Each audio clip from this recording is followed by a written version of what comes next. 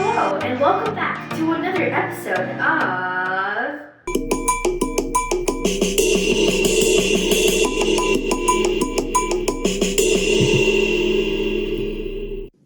Science with Shriya. So let's get on with today's episode. In the previous episode, I talked about electricity and circuits. Here is a review. Electricity is the flow of electrical charge through a conductor. A circuit is a closed path or a loop that allows electricity to flow from one point to another. And the rate at which an electricity flows through a circuit is known as current. A circuit is composed of at least three components: a power source, a wire or electrical conductor, and a resistor. In the last episode, I went into details about simple circuits, which are one resistor circuits, and Ohm's law. Now let's look at a little more complex types of circuits. Let's find out what happens when we want to put two resistors or two light bulbs in one circuit. Here is how such a circuit looks like.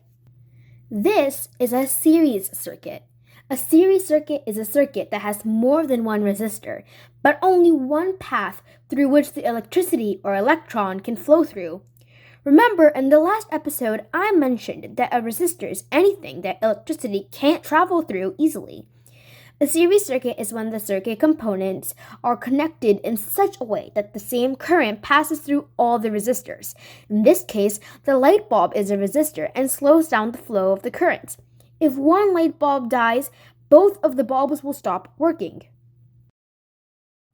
Now, let's say that we want to buy some Christmas lights, but we want to make sure that if one light bulb dies, the rest of the bulbs will still work. Then we will need a different kind of circuit, as shown. And if one light bulb dies out, then the other light bulbs still glow. This isn't magic, it's science. The reason this works is that the bulbs are connected using a parallel circuit.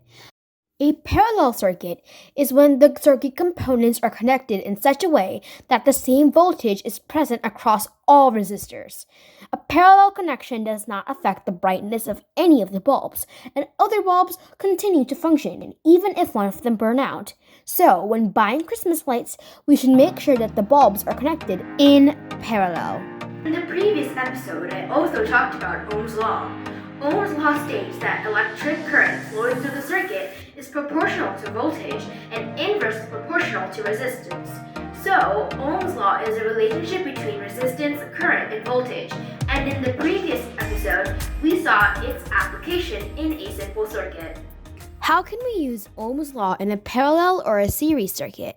Well, let us begin with the simplest case of two light bulbs, 4 ohms and 6 ohms, placed in parallel and connected to a battery of 12 volts.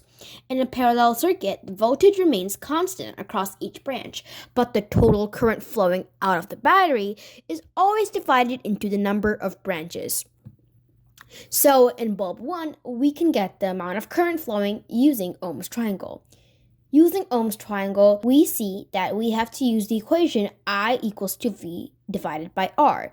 Plugging in the values, we get I is equal to 12 divided by 4, and we get a final answer of I is equal to 3 amps. Similarly, in bulb 2, we can get the amount of current flowing using Ohm's triangle.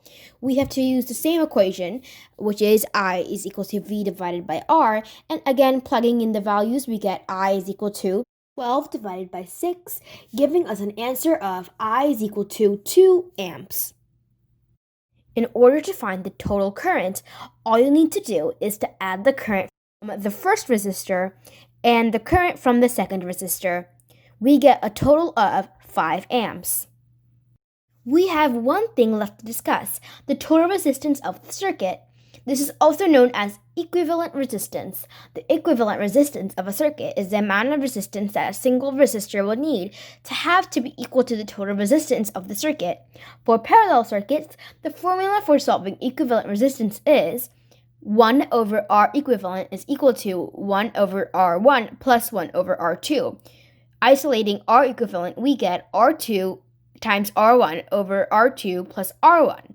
R equivalent is thus equal to 24 over 10, which is equal to 2.4 ohms.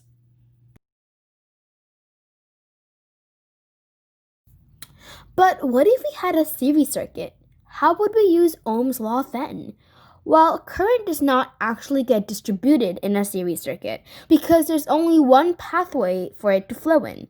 The current that we measured was 1.2 amps, which is going to be the same number that we're going to be using in Ohm's triangle. What about voltage? Well, we can get voltage across bulb 1 using Ohm's triangle. After using Ohm's triangle, we see that we have to use the equation V is equal to I times R. Placing in the values that we already have, we get V is equal to 1.2 times 4, and we get a result of V is equal to 4.8 volts. Similarly, we can use Ohm's triangle to find the voltage across bulb 2. We will use the same equation as last time. V is equal to I times R. Placing in the values, we get V is equal to 1.2 times 6, and we get a result of V is equal to 7.2 volts. Voltage gets distributed in a series circuit just like the way current gets divided in a parallel circuit. We get a final answer of 12 volts.